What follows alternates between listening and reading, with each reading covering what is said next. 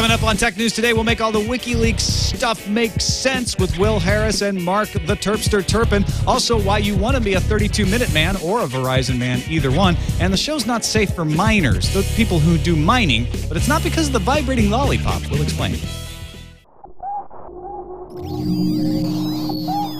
Netcasts you love. From people you trust. This is TWiT. Bandwidth for Tech News Today is provided by Cachefly at CACHEFLY.com.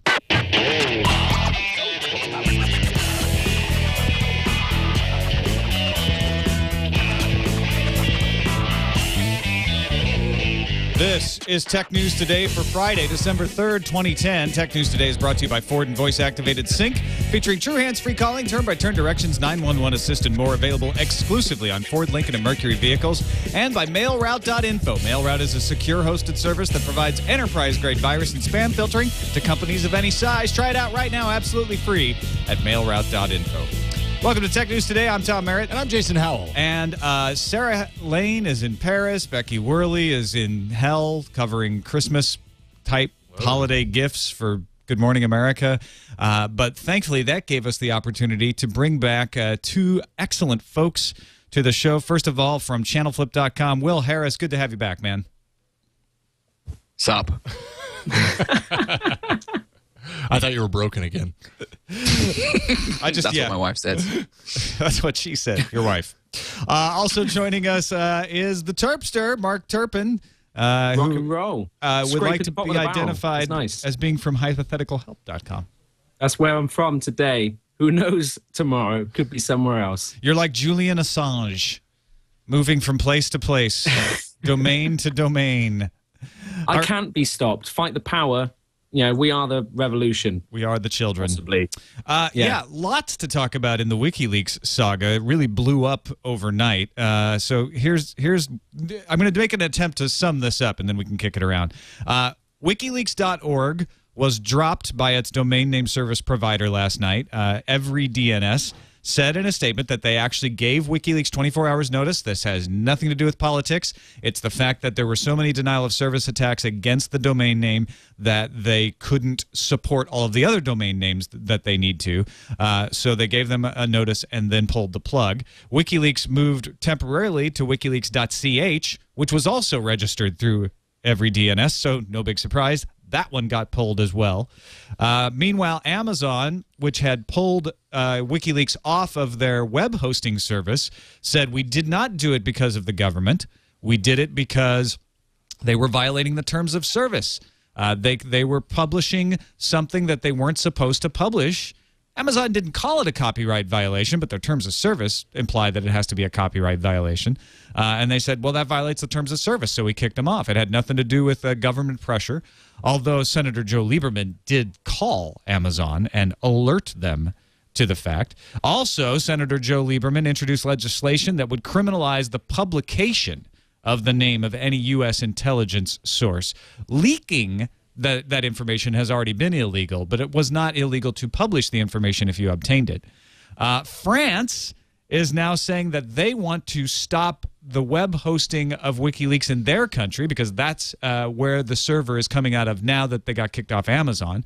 It's still hosted by a Swedish company, but the server is located in France right now. And I think that about covers all of what's going on with WikiLeaks right now, although John Perry Barlow, who we interviewed on Triangulate here on TWiT, posted a message of support that WikiLeaks retweeted, said, "This is the first serious info war. It's now engaged. The field of battle is WikiLeaks. You are the troops." Yeah, I think you missed. I think you missed one thing there, Tom, which was that the Guardian newspaper, which is one of the newspapers that had the kind of pre-leak of the leak here in the UK, was scheduled to have a live web chat with Julian Assange this afternoon, and their site got DOS'd, and they had to cancel the web chat, I believe, because they couldn't keep the site up. They did the chat, but yeah, they couldn't stream it. So they've published the results of the Q&A. You can read that now. They have now closed comments on the article though. So you can't comment on it because too many comments. Did anyone say first on it? Because if you didn't on that, I would have been like devastated otherwise. Also, I did miss another thing. Library of Congress has now blocked their employees from visiting WikiLeaks, although the domain name doesn't work anymore. So are they blocking WikiLeaks' IP address? I don't know. WikiLeaks has up on their Twitter feed that you can go to wikileaks.de, wikileaks.fi, wikileaks.nl. I mean, the idea of taking away a domain name is just kind of ridiculous. These sites can pop up all over the place at different domain names. And forget that, even if every domain name got blocked, if you go to 213, 251, 145, 96, you're there. You can't get rid of the IP address. I love this idea of this being, the first kind of major information war, because that's really what it feels like. It feels like, almost like something out of Terminator, where these, they're trying to shut it down and taking all the servers offline, and then people are pulling domain names, and then they're trying to, put it up in different places and hide it and try and still keep it accessible for people. I mean, it feels kind of, guerrilla. And it's I don't think it's something that we've seen before. It's quite exciting, I think. And you know what's interesting about this? WikiLeaks posted a bunch of stuff from the Iraq War, the Afghanistan War previously, and it did not have this level of reaction. Arguably, it was more dangerous information because it was specifically about Army units and informants and that sort of thing.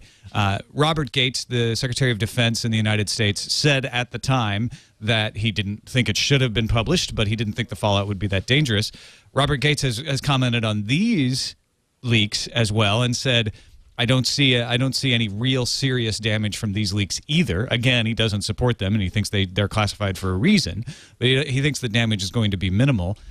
Yet we're getting a much bigger reaction. Is it because these leaks are embarrassing gossipy leaks? Yeah, exactly. I think you've hit the nail on the head. I mean, what shocks me, though, is they seem kind of surprised that people... I mean, I, for one, didn't feel we really needed the leaks to know that governments tend to be a little bit two-faced and, kind of say things, behind other governments' backs. I kind of, took that as a given. But it's always nice to read about them. I'm always a big fan of any kind of daytime soap. And so far, I really like the first season of WikiLeaks. I'm hoping they can keep it up. The writing seems quite fresh and original, and I'm enjoying it so far. So this should be on MTV, is what you're saying? Oh, totally. Yeah, the Hills WikiLeaks edition. Be like, oh my God! You wouldn't need the situation. You'd have the Situation Room. Exactly. Oh, exactly. It'd be perfect. It's already there. And unfortunately, by saying it, we basically forfeited the rights right now. So that's another bit of money we've missed out on. I also I read an interesting article that supposed that this is actually going to show just how ungovernable the internet can be. The fact that they're actually going after domain names now, they're doing things which I think are questionable. I mean, Amazon pulling WikiLeaks and saying it's because they violated the terms of service is pretty shaky. It is not against the law to publish this information.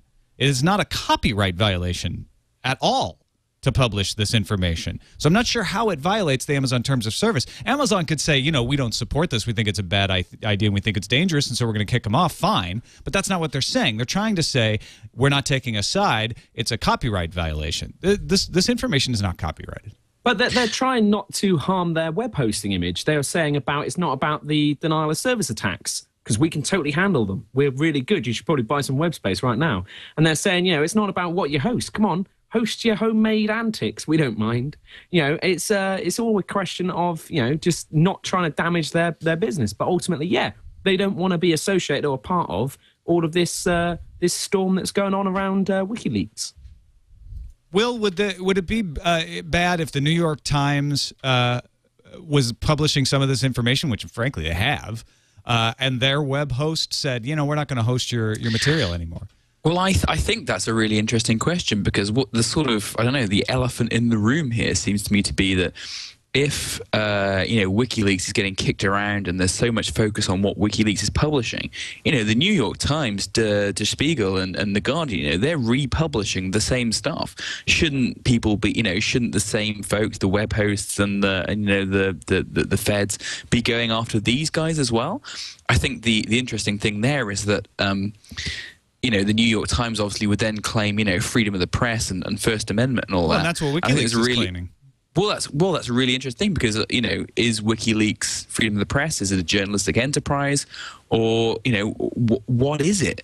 It's really hard to know. As you say, publishing this stuff, not necessarily illegal. So on what grounds is anybody going after them for anything? And even if they do, they take away their web hosting, they take away their domain names. Let's say they block the IP address.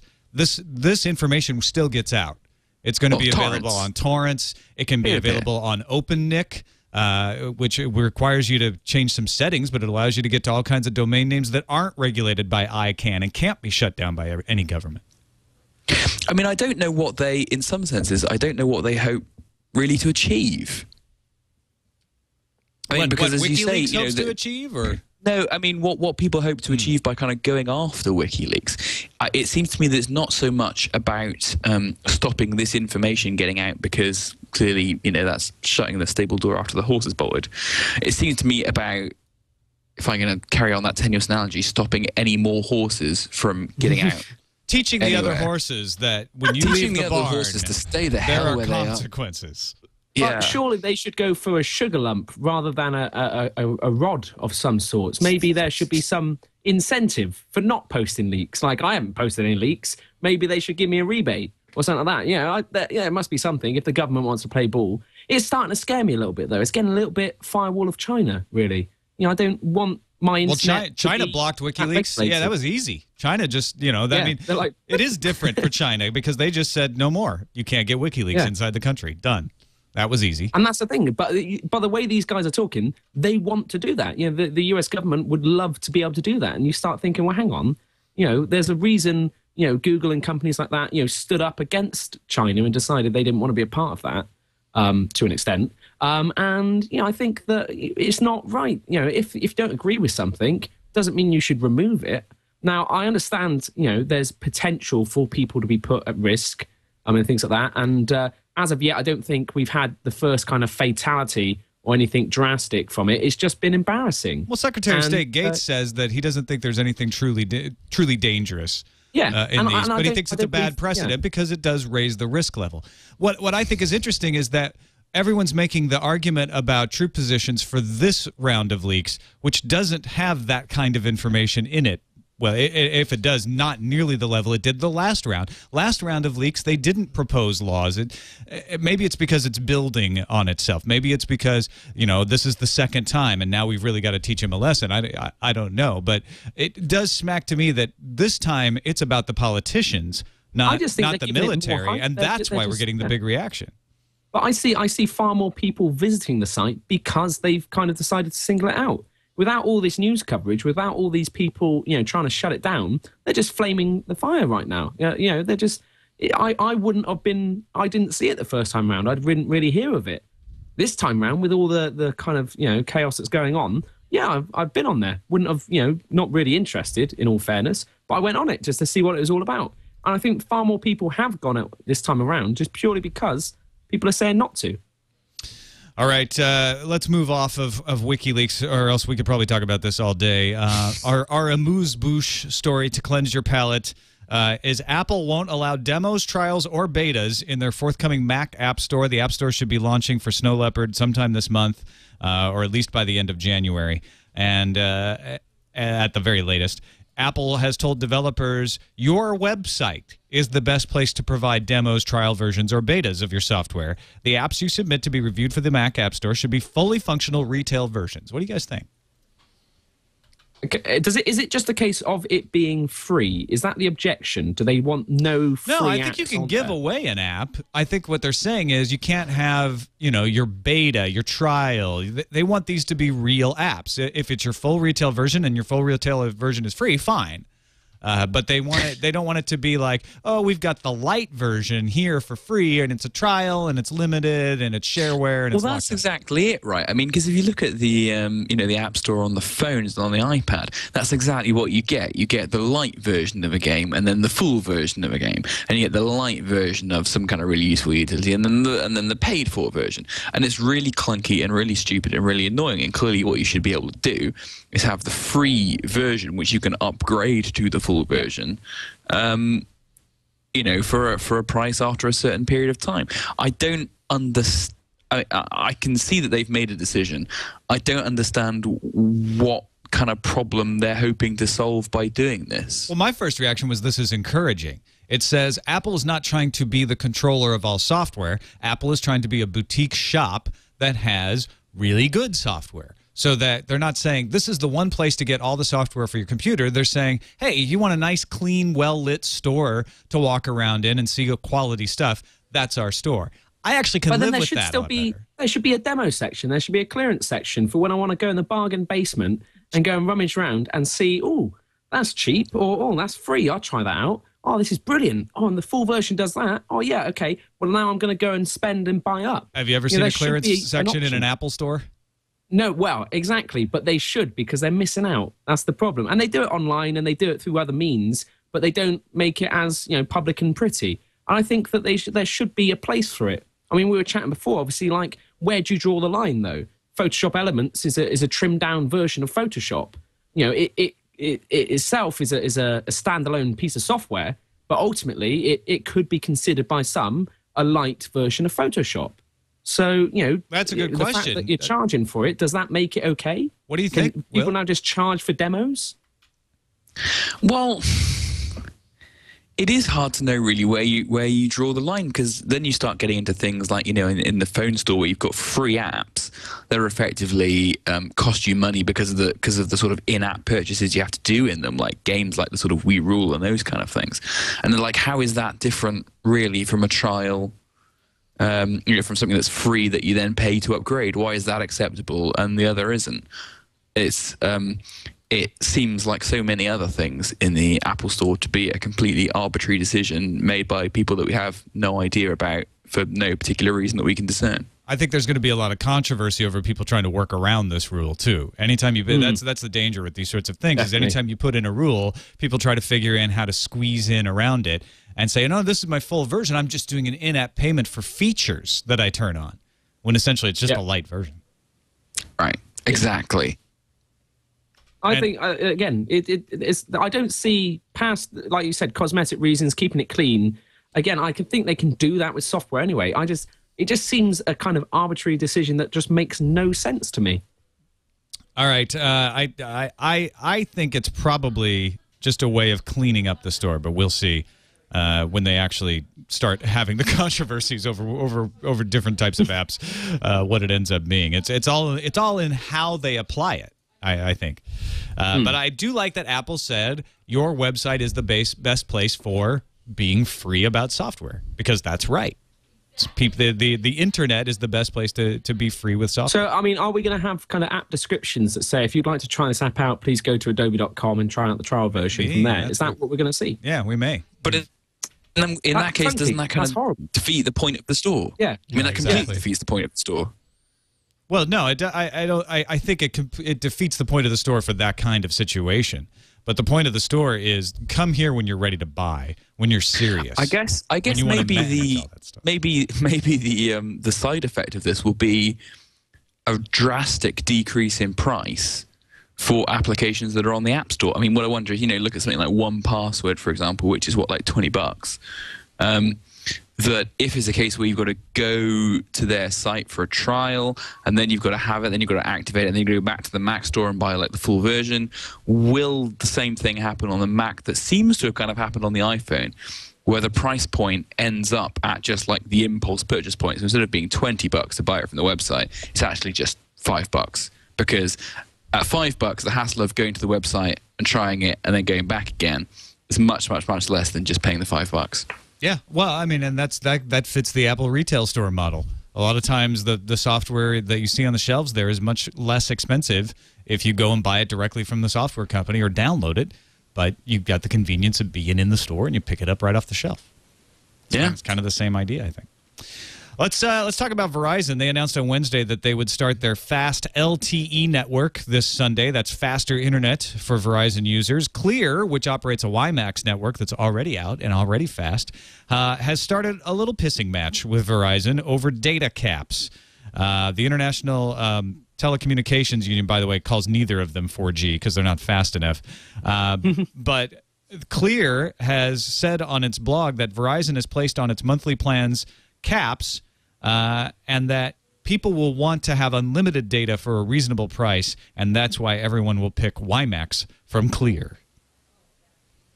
So Clear says that people want to buy their products. That sounds incredible. Well, they're trying to point out, like, hey, you got limits when you use Verizon's new fast internet. With us, you don't. You've got unlimited. You don't have to think about it. You just pay one amount. In fact, they made Verizon charges $50 per month for a 5 gigabyte plan. They made the comparison that if a customer used 20 gigabytes per month on Clear, that would cost you $45 a month because that's unlimited. With Verizon, even on the $80 10 gigabyte plan, your 20 gigabytes a month would cost you $180. What I don't understand about this, because I don't know, maybe I'm being really dumb, but what is it about data in America that makes it so much more expensive than data anywhere else in the world? Like, it's not different data. It's free data, though. It is. It's been liberated. It's kind of, it's got its especially with extra holidays like Thanksgiving. This data never had to rebuild from World War II. Exactly. That's true. Because, data over here, a 5 gigabyte plan is maybe like, what, £5, Mark? 10 quid? And so this idea of like $50 for a data plan is like, what? What is this, like, data served on a plate with a butler, meshed in foie gras or something? I wish it were. Sadly, no. Sadly, it's, well, you bought that phone and it's a CDMA phone and it's locked and you can't use it anywhere else. Want to go somewhere else? Fine. Buy a new phone and pay this early termination fee. It just amazes me how just kind of, I don't want to say backward, but I'm going to say backward.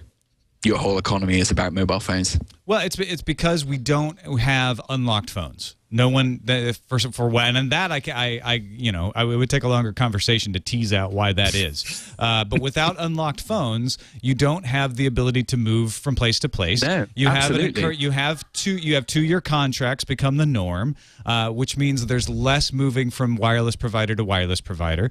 And really, we only have 2 main wireless providers now in AT&T and Verizon. Sprint and T-Mobile sort of nip at their heels. So there is some competition. But it's just not easy to move from one place to the other. But, you can't on a dime say, well, that's ridiculous. I'm going to the cheaper place. I talk to friends that have in America, and they're absolutely amazed at the idea that you can go into an Apple store in London and buy an iPhone, and they'll just say, what SIM card do you want with it? Yeah. Do you want like the T-Mobile one? Do you want the Vodafone one? The Orange? The 3? What do you want? You can have anything. Take your pick. And the best part is in the United States, we actually have the one company that has the SIM card that the rest of the world uses. Because even though T-Mobile does GSM, they have it on a different bandwidth. So the one company that has the worldwide GSM, and we can't use it on anybody else because nobody else uses that system in this country. Anyway, I think it was PC World, PC Mag. Sorry, PC Mag did a little analysis and found that if you had a 5 gigabyte cap on your Verizon LTE plan, that you would use it up in 32 minutes. That's it. That's if you used it constantly and were using all the bits that you could get. You were using it at max speed, which is probably not likely to happen. So it might take you a couple hours in reality. But if you maxed out the 21 megabits per second, it would take you 32 minutes. That is crazy. Fast internet, though. Yeah. Thing is, that's the theoretical. 21 minutes of sheer beauty. That's the theoretical max. You're never going to get that in practice. You're going to get more like 6. I'm trying to think what you'd actually get, what you'd be doing to actually rack that up. Really, high definition pornography.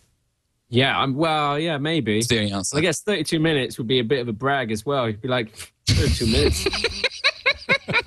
When you look at it that way, high def, I saw everything. 32 minutes, man. It's quite a long time. It all depends on your perspective, I suppose. They call me Verizon. You'll understand why. All right, let's take a break and let the audience recover from that one. And thank our sponsor, Ford, makers of voice-activated sync. They bring you true hands-free calling. You make phone calls on your mobile phone. You hop into a Ford, and it connects by Bluetooth, and you don't have to touch your phone anymore. You can play your music, you can make your calls, you can call 911, and they want to give you a chance to drive a 2012 Ford Focus. We've been talking about this on TNT the past few days. All you have to do is make a video explaining why you want to drive the Ford Focus.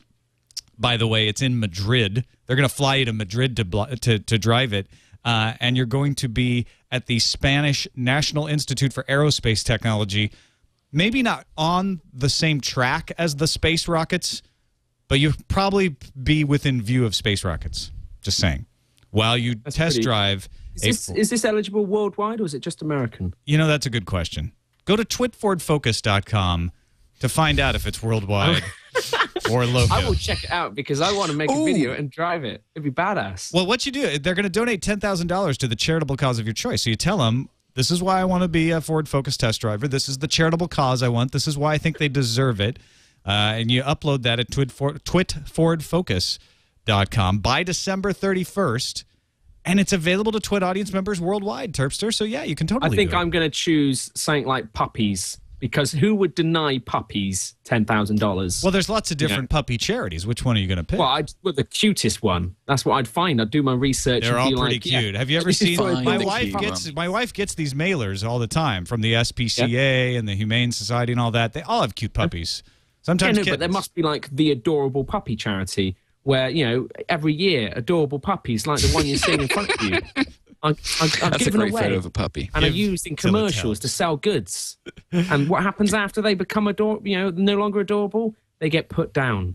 Well, we recycle those puppies and make new puppies out of them. And that would be. I might make a charity, get 10 grand as well. Everyone's a winner then. If you want to do it not for yourself, folks, you should do it for the puppies. Twitfordfocus.com.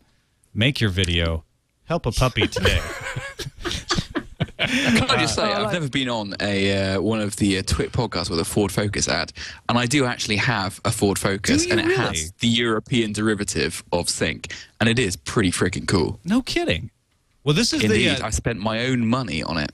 This is the 2012 Ford Focus, so you could potentially... I have the 2010. You could potentially compare. Which is the pimp one. Oh, nice.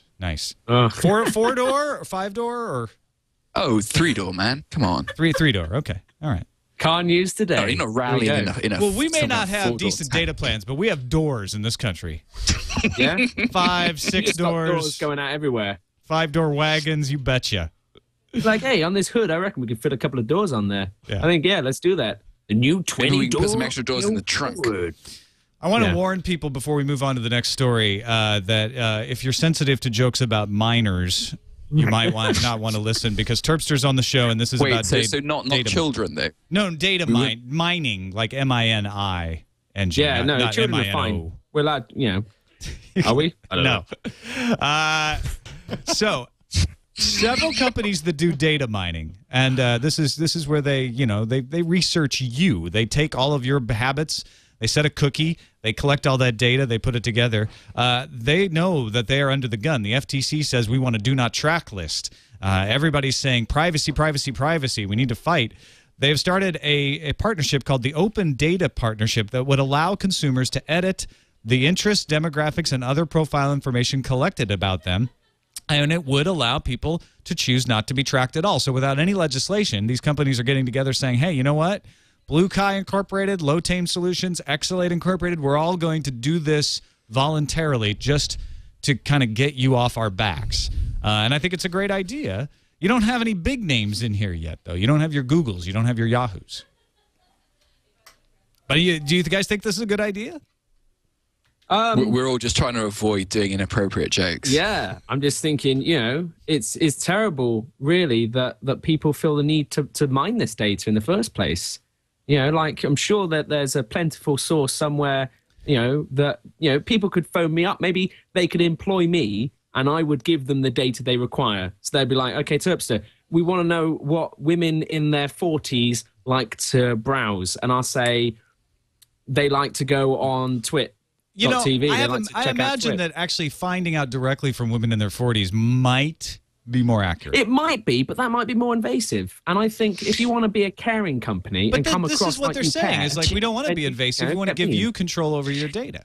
Do you know what? I always think these things like data mining. You can only learn about half of what I do. not the other half. Yeah. That's probably a good They remind me of that, the Seinfeld sketch where like the guy, the telemarketer calls Seinfeld, and Seinfeld's like, I'm really busy right now. Why don't you give me your home number and I'll call you back? Yeah, right. What, you don't want to give me your home number because you don't want to be bothered at home? Right. Now you know how I Excellent. Let feel. me set a cookie on your machine, please. Yeah. Exactly.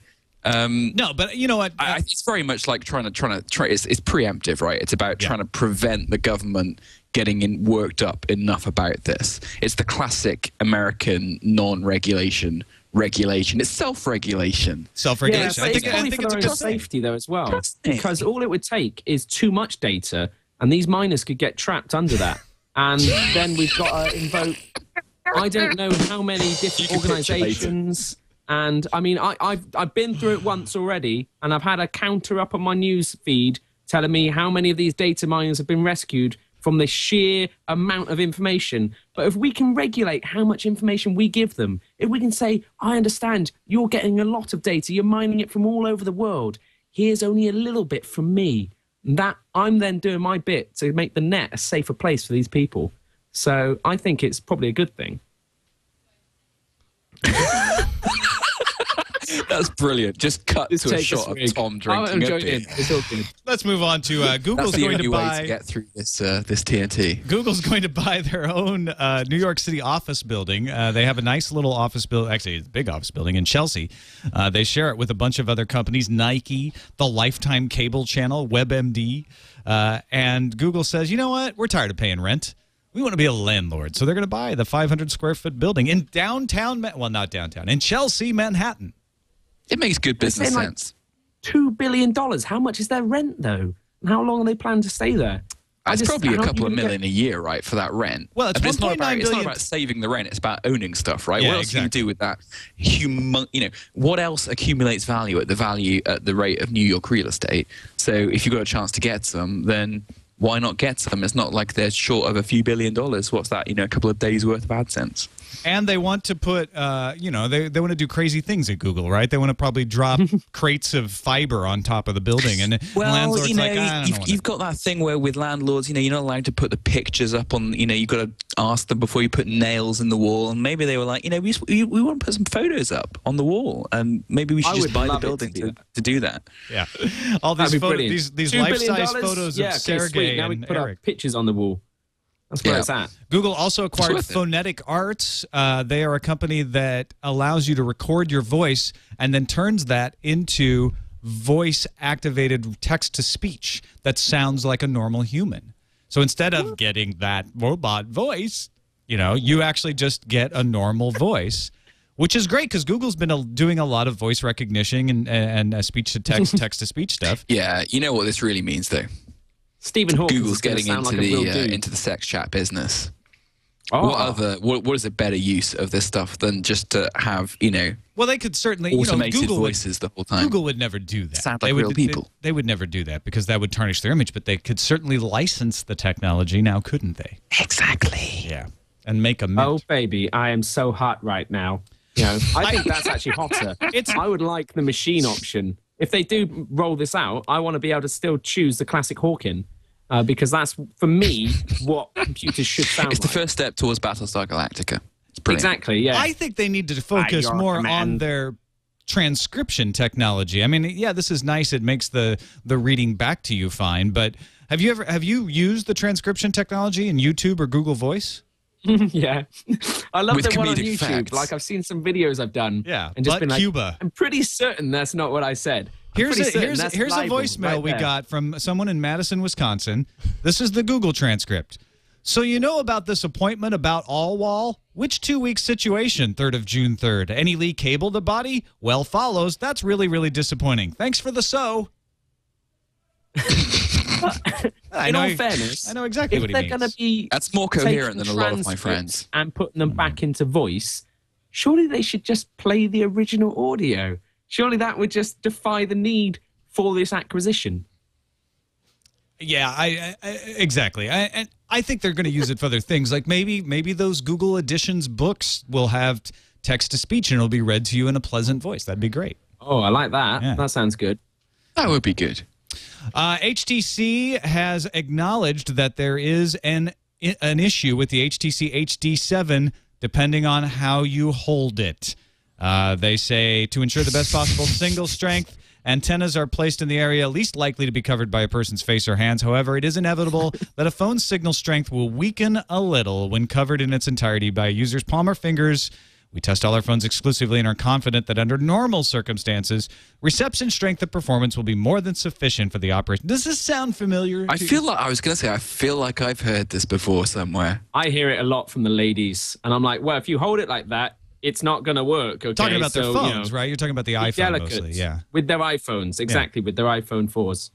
So HTC, who told the Wall Street Journal during Apple's problems with this last summer that Apple's reception problems were certainly not common, now having a little taste of crow. Just a little sample. But then you look at how popular the iPhone was, and I'll admit, I want one because I want to be able to hang out with my little finger just on the side. Well, maybe that's what HTC's thinking. Yeah, like, that works so well for the iPhone 4. Maybe we should have a death grip problem. Yeah, and then what they do is they probably release a free case, and that's what people go for when they're spending this kind of money on a phone. They're like, whoa, $20 free for a case? Yep, I'll take one. And that's what's going to do it. And really quickly, Viacom has appealed its unsuccessful $1 billion copyright lawsuit against Google's YouTube. They lost to YouTube. YouTube was granted safe harbor status. Viacom has filed a brief saying, we need the Second U.S. Circuit Court of Appeals to overrule the decision. If they let that lower decision stand, quote, it would radically transform the functioning of the copyright system and severely impair, if not completely destroy, the value of many copyrighted creations. They're saying that if YouTube is allowed to only respond to takedown notices about copyrighted material and not be required to actively review every single video uploaded to YouTube, that it would destroy the value of copyright. No, it would just destroy your business model, and that's what you're actually complaining about. And by value of copyright, to change your business model. We mean the Viacom. I mean, this is right. I mean, the court basically just applied the DMCA and applied the law to the situation. God forbid that the court should apply the law to the situation. Yeah. So, or anyone from the Jersey Shore, for that matter. We don't have any court dates or anything like that. They've just filed the brief, but we'll let you know in the calendar on TNT in future once they've figured out, because we're going back to court. Viacom and YouTube been covering this since like before Molly Wood left Buzz Out Loud for the first time. This thing's been dragging on. That's it's an interesting dating system you got there. Yeah, Tom. It's like the year after Molly left. Oh, the year before. I think Veronica may have still been on the three show. Mollies ago. Yeah, it was three Mollies and a Veronica. In the Veronica age. All right, I want to take a break to thank our other sponsor, mailroute.info. Do either of you guys host your own mail? You host your own websites? That would be dumb. You know why it would be dumb? Why? Because you could use MailRoute. Well, actually, no, this is for people who host their own mail. You couldn't know. Mailroute.info Oh, no. is for... fundamental misunderstanding of product or service. If you're using Google Apps on the domain, or you're hosting your own email, you're a small business, MailRoute keeps out the spam. So all it does is says, take your email, route it through us, we'll get rid of the spam with virtually no false positives. And I say virtually just to cover my ass, but I have never seen a false positive. They say no false positives. So nothing good is ever blocked. All the spam is kicked out. And I've been able to resurrect one of my email addresses. Outbound services can be used 50 cents per user per month. Or if you're a small business, or if you run your own mail server for family and friends, you can do a yearly account that's something like something under $30 really? per year. So it's not very costly. You can sign up, try it out for free right now at mailroute.info. We thank them. That's awesome. Support. Time for the news fuse.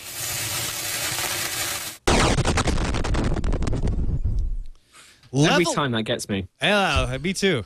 Level 3, they're the ISP who earlier this week accused Comcast of violating net neutrality, posted a fact today saying Comcast would like you to view this as a peering arrangement. We talked with Reed Fischler from Hurricane Electric about that.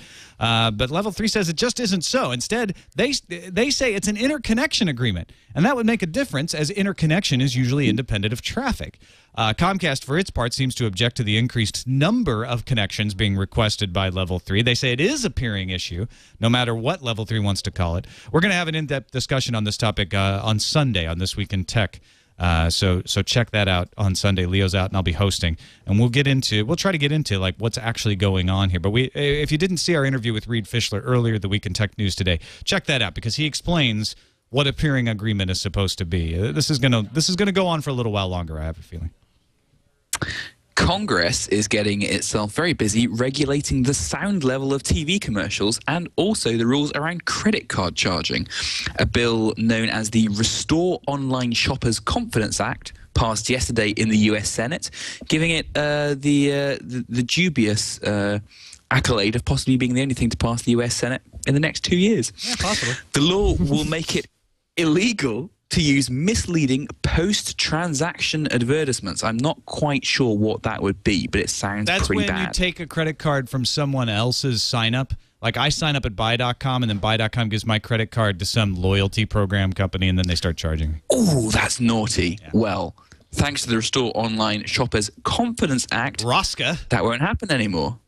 Oscar, I see what they did there. Meanwhile, the Commercial Advertisement Loudness Mitigation, or CALM Act, is ready for the president to sign. Socialized Advert Communist Volume Control. Oh, the commercials must have the same volume. The government is controlling your volume on your television. It's the end of days. It's happening here. If you support CALM, you're a socialist. Just saying. Yep. You might as well just paint yourself red and call yourself a commie. CALMIE. LimeWire is calling it quits. We mentioned yesterday, apparently, I'm part of that, that they were shuttering their legal music cow site. Today we learned they told All Things D that the beginning of 2011 will mark the closing of LimeWire's New York office and cessation of business by LimeWire. So, yeah. We hardly knew you, LimeWire. I'm going to pour a little out for you right now. Sad. There's something else. What is it? FrostWire? Is that getting shut down as well? No, probably not. Probably not. Oh, well.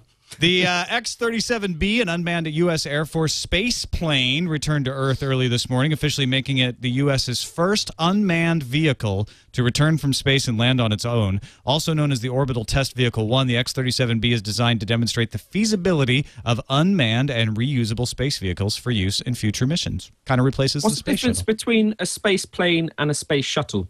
You know what? There is a difference, and I can't remember what it is right now. But that's fair enough, as long as there is, and they're not just trying to be like, we invented this new thing, call it the space plane, so that people are interested. I don't know. Space plane.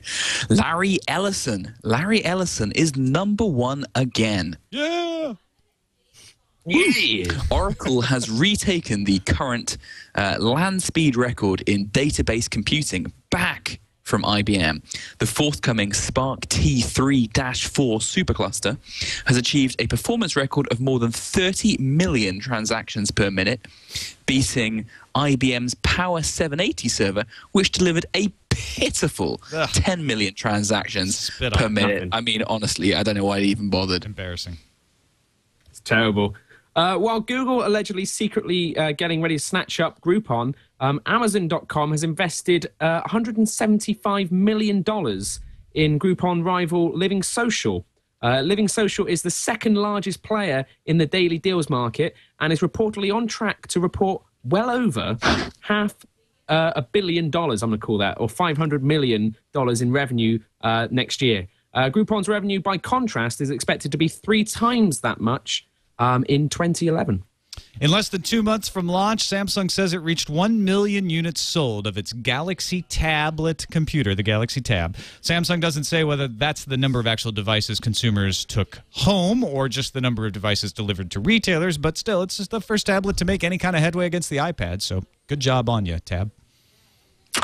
Now, EMI, the well-known lackluster British music company, is although they're suing MP3 tunes at the moment, it's come to light that they are using the cloud themselves for slightly dubious purposes. In legal briefings, it's claimed that EMI is putting its music on RapidShare and directing people to download it in the hopes that it spreads virally, thus providing some interesting free marking. Now, EMI accuses MP3 tunes of enabling piracy by linking to RapidShare, but if EMI is using RapidShare itself, then that would seem to, this is a great phrase, the phrase written here is that would seem to weaken their argument, which seems to be kind of understatement of the century. Yeah. You're supposed to... Not so much weaken as kind of just... You're supposed to deliver that in a dry British wit sort of way. I don't know if you can manage that. Weaken their argument somewhat, don't you think? Somewhat of a BBC tinge. There you go. Perfect. In light of that, 2 people are being investigated by police in Germany after being accused of stealing songs. Oh, disgusting. From artists like, and it gets worse, from artists like Lady Gaga, Justin Timberlake, and Keisha. That never happens. It makes me feel ill. I don't even know if I can read this, but I'm going to try. Media reports in the country have named the pair as an 18-year-old student, Denzis. How do you spell it? Denzis A? Denise. I don't know. Denise. Or maybe that would make more sense. Known as DJ Stolen. What an apt name. And Christian M. Doesn't have a DJ kind of name, unfortunately. A cool DJ alias. Yeah, DJ alias. That's what I reckon his name is. They allegedly used a Trojan to hack into the artist's computer because they just wanted to find cool music. I think even if he had got in there, they would still be looking. No, for some cool that's the easy joke. It is easy, but it's true. You know, I brush my teeth with a bottle of Jack. All right, let's move on to our final story here. Augmented reality tag candy being shown off at from KO University at a conference. Augmented reality application in real life. So this isn't a scan a VR code or point your camera somewhere and see Jim Morrison walk across the street.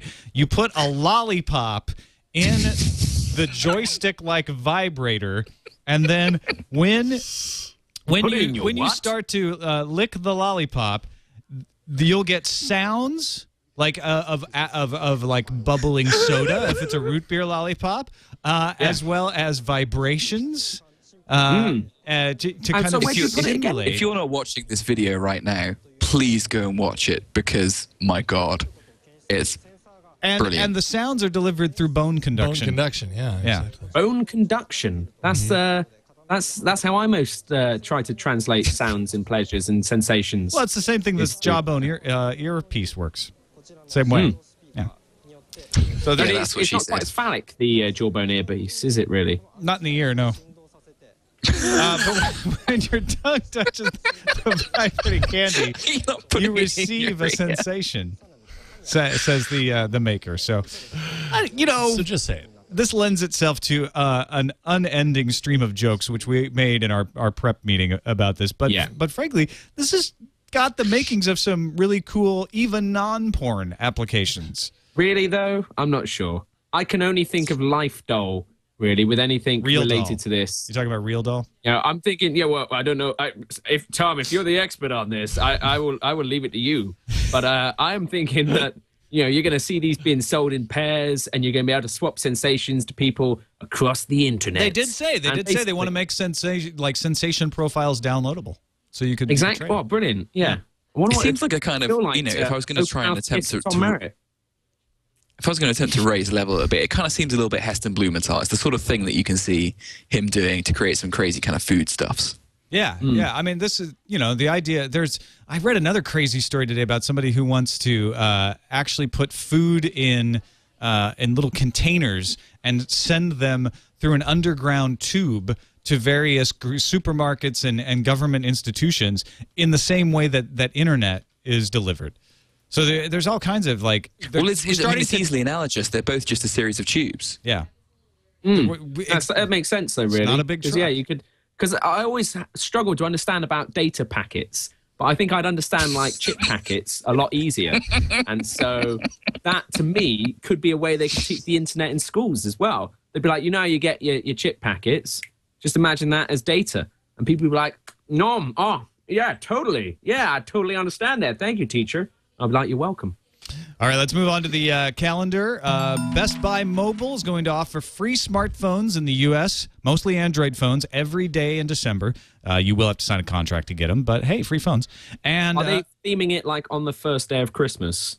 Yeah, well, it's a holiday thing. Except it goes through the entire month of December. Every day in December, right up to the 31st. So it's 31 days. The song gets ridiculous. Google, on the 28th day of December, Best Buy gave to me a droid fantastic bargain. Yeah, a droid. Google-branded Chrome OS netbook rumored to be launched next week on December 7th, same day as World of Warcraft Cataclysm. Don't know if that's... Yeah. And this is not confirmed by Google, but all the rumors say that Google's going to have some kind of event next week. I reckon they're all going to be playing Cataclysm. That's what it is. Yeah, it's just going to be the event. Google's like, hey, live Cataclysm. Watch us play. Yeah. All right, and don't forget, if you want to be part of Tech News Today this holiday season, we are looking for the best moments of the year. Go to twit.tv/bestof and tell us not only what the moment is, but the time code in it as well from the episode. And that'll help Jason put together all that stuff. Thank you. On to the email to tnt@twit.tv. First one comes from Christian, who says, I just wrote a blog post called Think Twice Before Building a Business on YouTube, which I think you might be interested in. To summarize, we have a very successful watch review blog called Watch Report. They talk about wristwatches.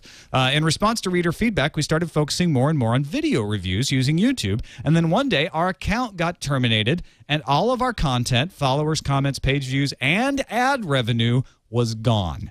And we can't get Google or YouTube to explain why. Anyone considering building a business on YouTube needs to understand the dangers of a system that has grown too big to take care of its customers. TechCrunch picked up the story, and the author at the TechCrunch article says they have also experienced this, where just YouTube stuff disappears and you can't get anybody to call you back. See, that's why I always, whenever I do a video on YouTube, make sure to include at least 4 different pictures of cats throughout doing funny things. And that way you're guaranteed to be up there. You can put whatever you want up there. And just make sure you've got enough cats in there to remain current. Exactly. See, now we know we can host this on YouTube. No worries. We've got a cat in there. And they'll be like, and a puppy from earlier. It's perfect. It's like double dip. Oh, exactly. That's what Justin Bieber should have done. This is a featured video. Yeah. Guy wrote in and said, in episode 129, you discussed receiving text messages on a Verizon MiFi. Except, MiFi can't read text messages. The messages can be retrieved using the VZ Access Manager software. Verizon uses this to send me messages informing me when I pass the halfway point and come close to my data allowance. The application also shows me the usage for the month each time I connect using the MiFi, when I'm using it like a USB modem. While most of the use of my MiFi is as a hotspot, I connect using the manager on my notebook to check these notifications. I have received a notice from the manager of a firmware update for the device. Just thought you might want to know this. Well, that's nice. So if I want to know when I'm reaching my limit, all I need to do is plug the wireless device into a wire every so often and check. Why can't they just email me? Yeah, again, they could give me a job sending out emails. I'd do that. Don't need a computer. I'd do it. Just give me a list of people and I'll warn them. I'll be like, oh, Tom, easy on the downloads. That's all it would say. It could be more personal that way. But no, seriously, why are you sending a text message to a device that doesn't get text messages and isn't meant to be operated plugged into the laptop in order to tell me something? That's the worst. I love the idea, Tom, of them, you getting close to the end of your data allowance. They just start sending you loads of emails saying that you're using up your data allowance, which of course uses up your data allowance, which then takes you over your data allowance, so they can send you more emails, so that it's just an endless cycle of misery. Yeah. I like it. It's a great way also to It's like sending me an email that my email's down. You can go and buy this lovely Verizon alert, which will let you know when you're over your data allowance. There was I think it's good. They're making more money from it. Everyone's done that though, right? When your internet goes down and you go, oh, how do I fix the internet? I'll just Google it. Yeah. And you go, the internet's down. I worked at an unnamed corporation, and the last 2 corporations I worked at were Tech TV and CNET, so you pick. But one of them would always send an email when email was down that you wouldn't get until the email came back up. Until the email came back up. The email's but down. At least they told you. That's the thing. And they could say, whoa, we sent you an email. And like with this, they can let you go over your limit because you won't pick up text messages. And you'll go over and you'll be like, oh, man, I spent an extra $20. What the hell? Yeah. And they'll be like, well, we did send you a text, so we're doing our bit. But they're not really. It's the equivalent of just being like, hey, Dave, stop doing that. And, Dave's in another state, so it doesn't actually do anything. Right.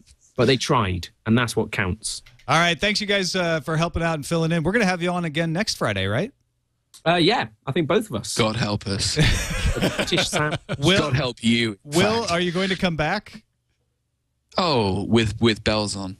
All right, let people know And where headphones. In the meantime, between now and next Friday, where else on the internet can they find you?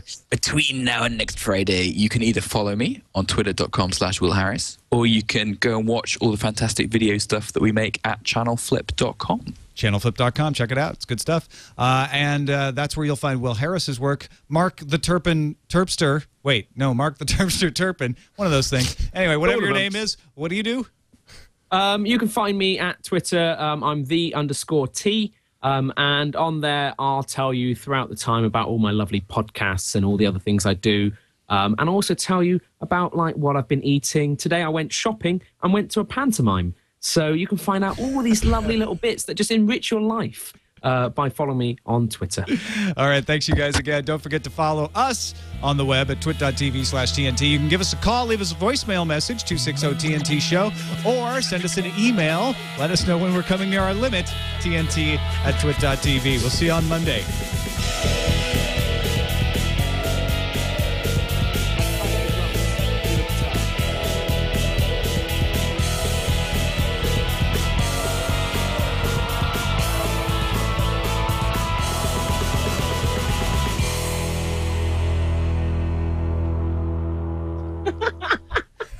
Oh, what a cute dog.